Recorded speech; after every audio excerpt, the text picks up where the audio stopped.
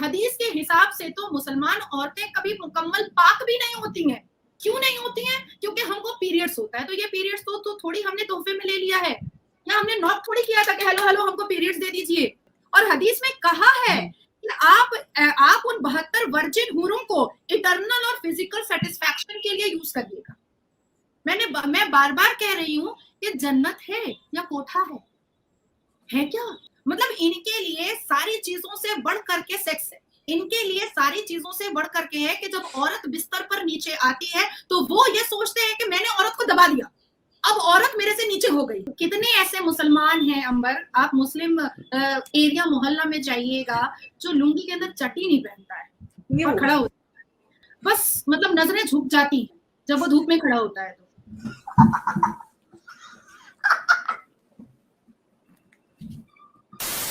Hello दोस्तों, स्वागत है आपका आर न्यूज चैनल पे एक और वीडियो के साथ। वीडियो काफी शानदार होने वाला है, इसलिए अंत तक जरूर देखें। दोस्तों, वीडियो में आप अंबर जैदी और नाजिया इलाही खान को सुनने वाले हैं, और इस वीडियो में नाजिया इलाही खान और अंबर जैदी ने मुसलमानों की एक विकृत मानसिकता को दर्शाया है, जो कि मौलानाओं के द्वारा इस्लाम के नाम पर इनको सिखाई जाती है। तो चलिए दोस्तों, देखते हैं कि नाजिया इलाही खान और अंबर जैदी ने इस मानसिकता को लेकर क्या कहा है और कैसे इन मौलानाओं की जमकर बैंड बजाए। तो दोस्तों, वीडियो काफी शानदार होने वाला है, इसलिए अंत तक जरूर देखें, और वीडियो पसंद आए तो ज्यादा से ज्यादा शेयर करें ताकि हमारे और भी भाई इस वीडियो का आनंद उठा सके। और दोस्तों, यदि चैनल पे नए हो तो चैनल को सब्सक्राइब करें तथा बेल आइकन को प्रेस करना ना भूलें ताकि हमारे आने वाले वीडियोस का नोटिफिकेशन आपको तुरंत प्रभाव से मिल जाए। मिलते हैं अगले वीडियो में। जय हिंद, राम राम। ये तो कुरान और इतिहास गवाह है कि ये मुसलमान मर्दों ने कभी भी औरतों को इज्जत दी ही नहीं है। इनके हिसाब से इनका जो फैब्रिकेट, इनका जो झुट्टा लुच्चा हदीस बना हुआ है, उस हदीस के हिसाब से तो मुसलमान औरतें कभी मुकम्मल पाक भी नहीं होती हैं। क्यों नहीं होती हैं? क्योंकि हमको पीरियड्स होता है, तो ये पीरियड्स तो थोड़ी हमने तोहफे में ले लिया है, या हमने नॉक थोड़ी किया था कि हेलो हेलो हमको पीरियड्स दे दीजिए। हमने तो किया नहीं था, ये तो कुदरती है, ये तो कुदरत ने दिया है हमको, हम इसमें क्या कर सकते हैं। लेकिन ये कहते हैं कि भाई औरतों पर ना काफी शरायत है। मेरे साथ ये डिबेट में हो चुका है, औरतों पे ना काफी शरायत है, उनको नहाना पड़ता है, उनको वजू करना पड़ता है, उनको पाक होना पड़ता है, उनको सर ढकना पड़ता है। मैंने कहा सेम शरायत मर्दों पे, उनको भी नहाना पड़ेगा, उनको भी पाक होना पड़ेगा, उनको भी सर ढकना पड़ेगा। और कुरान कहता है जेंडर इक्वालिटी के बारे में, तो आप आए कहां से जेंडर इनइक्वालिटी के बारे में? फटाक करके उसने कहा ये तो आरएसएस की दलाल है। मैंने कहा क्यों, आपने बिस्तर पर देखा था क्या? आपने देखा था अपनी नजरों से? तो चुप हो गया। तो जब ये हम लोगों पर हावी नहीं हो पाते हैं, तब ये किस तरीके की बातों को करके, लड़ाई झगड़ा करके ये मोल्ड करने की कोशिश करते हैं। ये जो 72 हूर को लेकर के जो अभी इतना तबसरा चल रहा है, इतनी जंग का अखाड़ा खुला हुआ है, इसलिए तो कुरान में जिक्र ही नहीं है, ये तो हदीस में जिक्र है। और हदीस में कहा है कि आप उन 72 वर्जिन हूरों को इटर्नल और फिजिकल सेटिस्फैक्शन के लिए यूज करिएगा।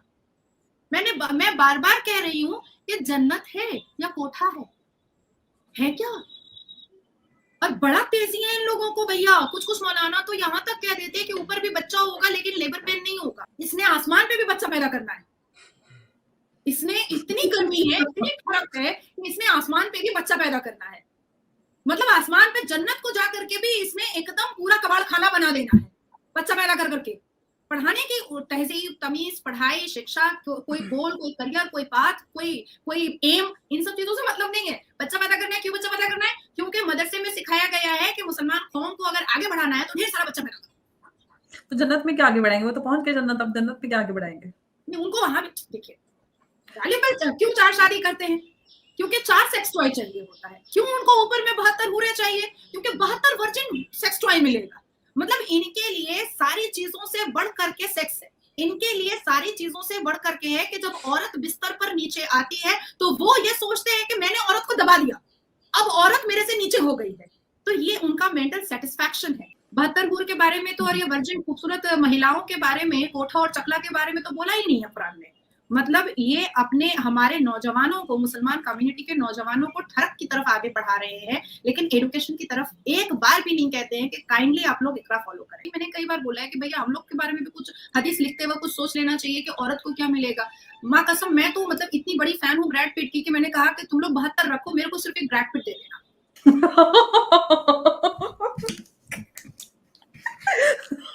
जन्नत में ब्रैड पिट चाहिए नाजिया को। वो बोलते तो है कि आपको मिलेगा ना कि आप हूरों की सरदारनी बनेंगे, ये शर्फ हासिल होगा। देखिए अमर, मुझे कोई शौक नहीं है, इज्जतदार फैमिली से मैं हूँ, और हम तमाम पढ़ी लिखी औरतों को कोई शौक नहीं है कोठा का अम्मा बनने का और खाला बनने का। ये जो हम सरदारनी बन करके अपने शौहर को हम वर्जिन खूबसूरत लड़कियां भेजेंगे, तो ये तो प्रोस्टिट्यूट एरिया में अम्मा और खाला का काम होता है। चकला के अंदर तो यही होता है भाई। तो एक तो मरते मरते तक मुस्लिम कम्युनिटी हमको इज्जत नहीं दे रहा है, हमको आरएसएस की दलाल और नकेल बोलता है। अब मरने के बाद तो और भी गंदा हो जाएगा कि हम अपने शौहर की ही दलाल बन जाएंगे, उसको वर्जिन हूरे पहुंचाएंगे बिस्तर गर्म करने के लिए। तो इसलिए पार्शियलिटी यहीं पर खत्म होगी जब इनको वर्जिन 72 हूरे मिलेंगी और मुझे ब्रैड पिट। ये कुछ भी बोल सकते हैं अंबर, कुछ भी, एनीथिंग। और अगर आप इनसे सही जवाब मांगिएगा, जो आप पहले भी बोल रही हैं कि आप इनसे सही जवाब मांगिएगा, तो ये आपको डिफेम करेंगे। इसके अलावा इनके पास कोई जवाब नहीं है। आप सिर्फ, मैं कितनी बार पूछ चुकी हूँ, आप भी पूछिए कि भाई साहब ये 72 हूर के बारे में कुरान की किस आयत में लिखा हुआ है। देखिए आपको चिल्ला चिल्ली, गाली गलोच, दौड़ भाग कूद फान सब करेंगे, लेकिन वो आयत नहीं बताएंगे, वो आयत नहीं बताएंगे। मैं ये बोल रही हूँ कि इनके अंदर सिर्फ और सिर्फ एक ही बात है कि जो आपकी बात के साथ अग्री ना करे वो हूर, प्रोस्टिट्यूट और उसका कैरेक्टर असैसिनेशन, अलग अलग लेबल से आप उनको नवाज दीजिए। देखिए अंबर, मैं एक कोई भी मॉडरेट कोई चीज ना, तो जब हिजाब बुर्के की बात हो तो या तो बिकनी की इसके समर्थन में उतर आते हैं या फिर बुर्के हिजाब की, कहीं पे भी मॉडरेशन नजर नहीं आता। क्यों भाई? नहीं, इसको मैं बहुत अलग तरीके से सोचती हूँ। Every person have their own perception. ये जमाने से चला आ रहा है कि जब भी बहुत उठती हुई कोई मुसलमान औरत होती है, तो जब भी उसे कैरेक्टर पर उंगली उठाई जाती है तो वो दब जाती है, वो अपने आप को एक कमरे में बंद कर लेती है। अगर मुझे पर्सनली अंबर मैं भी बहुत अटैक सहती हूँ, बहुत गंदी गंदी बातें मैं सुनती हूँ, तो मुझे जब भी ये बिकिनी और नाच और गाने के बारे में कहा जाता है, तो भाई बॉडी मेरी है ना, ये मेरा जिस्म है ना। मैं बिकिनी पहनूं, मैं बुर्का पहनूं, मैं हिजाब पहनूं, मैं जो भी पहनूं, इससे आपको बोलने की क्या जरूरत है? आपकी दाढ़ियों से भी बहुत मुझे नफरत होती है, शेव कर लीजिए। और ये जो लोगों को बेवकूफ बनाने के लिए दाढ़ी टोपी, कितने ऐसे मुसलमान हैं अंबर, आप मुस्लिम एरिया मोहल्ला में जाइएगा, जो लुंगी के अंदर चट्टी नहीं पहनता है और खड़ा होता है। आप ऐसे ऐसे कितने पीर के पास जाइएगा, मैं बता देती हूँ आपको, मुझे कोई डर नहीं है। हमारे पश्चिम बंगाल में, वेस्ट बंगाल में एक फुरफुरा शरीफ है, जिसके पीरजादा वहां पर बहुत सारे, एक चाइनीज मौलाना टाइप करके है, वो व्हाइट लुंगी, हाँ पूरा चाइनीज मौलाना टाइप से है, व्हाइट लुंगी और व्हाइट कलर का एक आधा कुर्ता पहनता है। बस मतलब नजरें झुक जाती हैं जब वो धूप में खड़ा होता है। तो